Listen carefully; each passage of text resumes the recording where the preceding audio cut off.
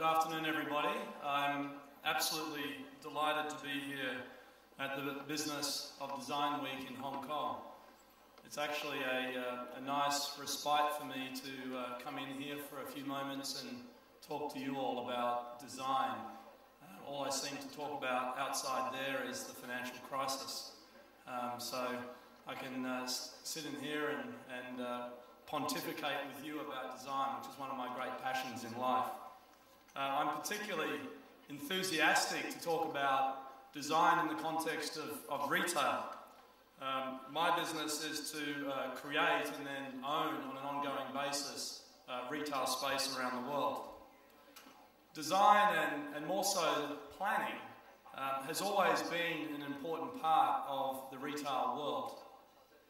But to understand why design is so important today, particularly, it helps to look back at how retail space has changed as history and society has changed over the decades.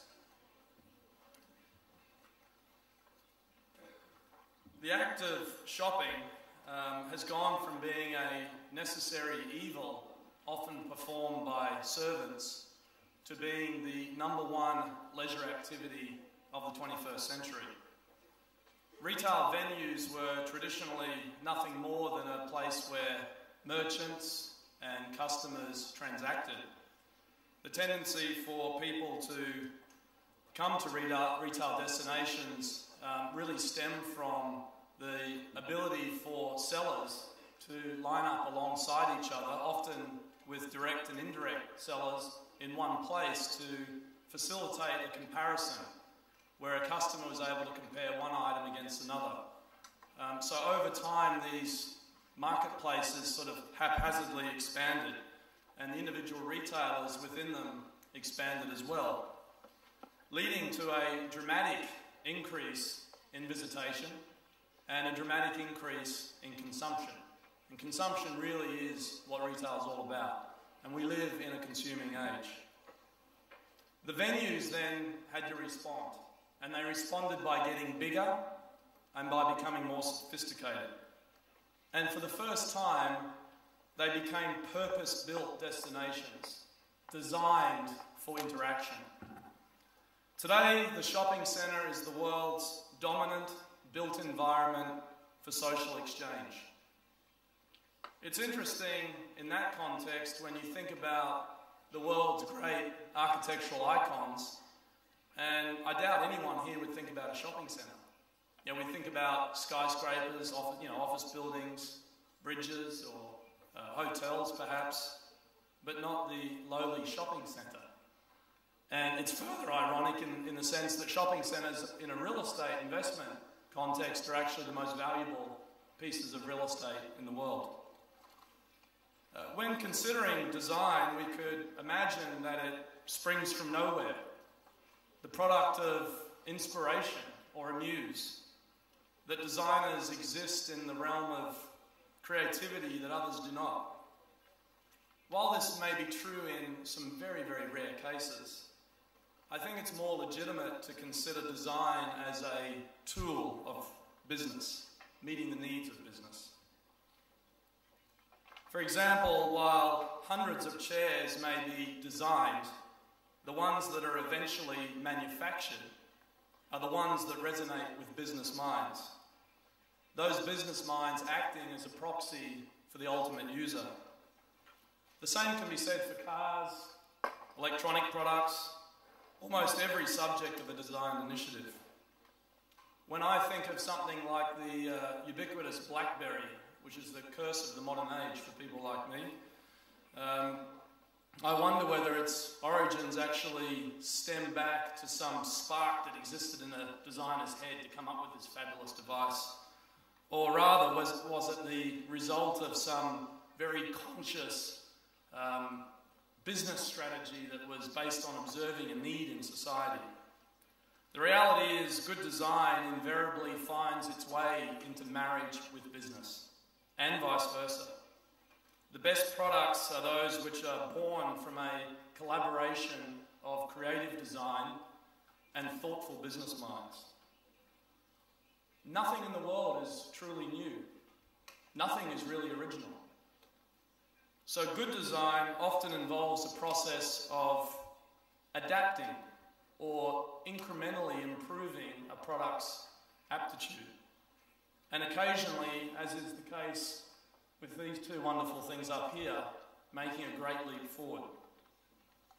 In either case, it's the instructive interplay between business and design that allows the designer to interpret the needs of the user and provides that rational foundation upon which a designer can exercise his or her creative freedom and creative innovation. Designing retail space is really a study in human psychology, not in architecture. What we do is not rocket science, although it is extremely difficult to get right. And it requires a great deal of experience and often a great deal of patience. The evidence of that is the literally hundreds and hundreds of shopping centres that are being developed in emerging markets, some very near to here, like China, where new developers are attempting to build shopping centres and failing miserably. After 5 or 6 or 7 years of prolific development, it's hard to name more than a handful of great shopping malls that have been built.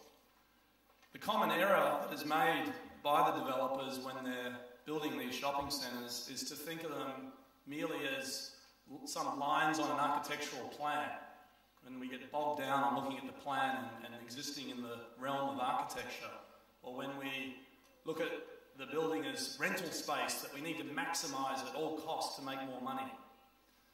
It's not really until you put yourself in the shoes of the customer, in the shoes of the retailer, and even the shoes of the delivery man or the garbage man that needs to come and take stuff away every day, that you can truly understand the perspective required to create good retail design. So good design in a retail sense is necessarily a response to or a dialogue with the users in every form that they take. The challenge remains, however, to enthrall and inspire in this ever-demanding and sophisticated consumer world, but at the same time create a functional venue that will endure the test of time. This may seem like a pretty strange image for me, a retail developer, to show you, but in one glance it really captures, I think, a lot of the universal design principles that we try and live to when we're designing retail venues. This coffee machine was designed in 1947 by Robiati. It's timeless in its aesthetic appeal. It's very, very simple in the way it operates. It's easily understood, comprehended by users, and it's extremely functional. Often it's within simplicity that sustainable design is found. These sorts of products here rebuff this common notion that exists, particularly in Asia, that new is better. So we have to keep trying to create something new. But often it's the timeless things, the simple things that are the best. In designing retail venues, we strive for this very same simplicity and durability. And the great malls that we've developed in the past all have that timeless quality. Perhaps our best mall, the most sought after mall by retailers, is this one called Short Hills, just outside of Manhattan in the state of New Jersey. It was built 30 years ago. If we all think back to 1980 when we were designing this mall, there were no mobile phones, there were no computers. Music was played on vinyl and cassette tapes. And videos were considered amazing. There was no electronic banking or e-commerce. The retailers took the money out of your wallet and it was notes and coins. Imagine that. So how is Short Hills, 30 years on, still our most successful shopping centre? Well, one of the reasons, there's several reasons, but one of the most pertinent reasons is this incredibly logical physical planning that created a footprint which this shopping venue